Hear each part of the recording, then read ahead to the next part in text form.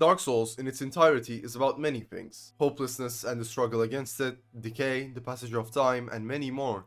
These themes are reflected in every Souls game in areas such as New Londo Ruins, Anor Londo, and the Dread Heap, and in bosses such as Gwyn and Vendrick. All of these areas and the themes they represent build up to one thing. One single entity that resides in a place inaccessible from the outside world, located on an elevated platform that resembles a tree stump, sitting near the most important flame in the Dark Souls universe. That entity is the Soul of Cinder. Now, since you clicked on this video, you probably saw the title, Why the Soul of Cinder is Brilliant. Well, let me explain. First of all, like I've said, the Soul of Cinder is thematically the conclusion to Dark Souls' lore. It represents the weakening of the first flame and its powerlessness. If you don't know the lore, I'll just summarize Dark Souls 3's lore here. The first flame has weakened over time and it is yet again fading in Dark Souls 3 because the twin princes Lothric and Lorien have refused to link the flame. Because of this, the flame has revived the old lords of Cinder, Bloodlif, the Abyss Watchers, Yhorm the Giant, and Aldrich the Devourer of Gods, who have also refused to link the flame. These two events have led to the manifestation of the flame in boss form, which is, of course, the Soul of Cinder.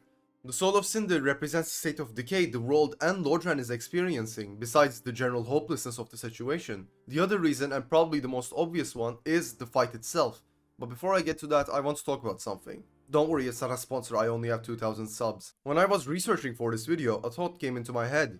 The Soul of Cinder is actually the direct opposite of Gwyn. I know this doesn't sound right because of the obvious Gwyn phase 2, but just think about it for a second. In Dark Souls 1, at least in my opinion, bosses got a bit easier as time progressed, culminating with Gwyn, who was easy but that was kind of the point of the boss. In Dark Souls 3, the bosses got harder as the game progressed. I'm not saying bosses like Gundyr and Wart didn't give me any difficulty at first, but they were, normal. But bosses towards the end like the Pontiff, Aldrich, Dragonslayer Armor, and the Twin Princes, Lothric and Lorien, gave me a lot of difficulty in trying to beat them. This, of course, culminates in the Soul of Cinder, and the reason why I'm giving this example, this small difference makes the fight that is yet to come more impactful, and it's a brilliant way of increasing the anxiety of the players leading up to the boss fight. This might just be my overthinking, but I played Dark Souls 1 2 times and Dark Souls 3 over 7 times, and I still think this, so it's not a simple matter of skill issue and getting good. I would like to hear your opinions on this though, if you'd like to comment about it. Moving on to the final reason, the boss fight itself. The fight starts with you walking towards the boss, the Soul of Cinder, and as you come near it, it stands up, removes the coiled sword from the bonfire, and starts running towards you. The Soul of Cinder has two distinct phases. In its first phase, it has 4 movesets, or builds, it can easily switch between.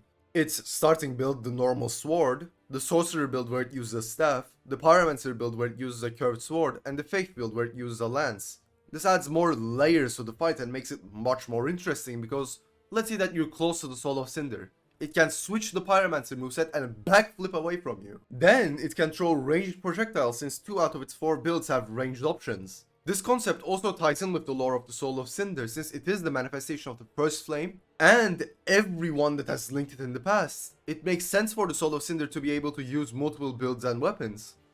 So, you fight. You fight the Soul of Cinder where no other being resides. You whittle down its health one by one, slashing at it with your sword until it inserts its sword into the ground and explodes. Not in a blaze of glory, but in a blaze of desperation. Those 3 so familiar notes start playing in the background as the Soul of Cinder discards its 4 movesets and switches to another single one in a final desperate attempt to either test you, to see if you are worthy, or maybe, just maybe, the collective that forms the Soul of Cinder has realized that this world is doomed no matter if some champion links the flame or not. This last moveset makes the players remember where this all began, with the first Lord of Cinder, Slayer of Dragons and the owner of a Lord Soul, Gwyn. You strike the fusion of all of the last Lords down, with those 3 distinct notes playing in the background.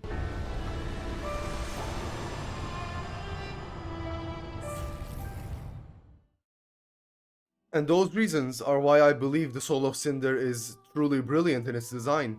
It perfectly fits into the tragedy that is Dark Souls.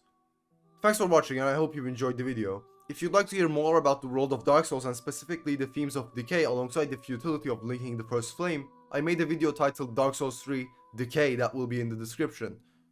Besides that, I would really appreciate if you could subscribe, if you enjoyed the video of course. Goodbye.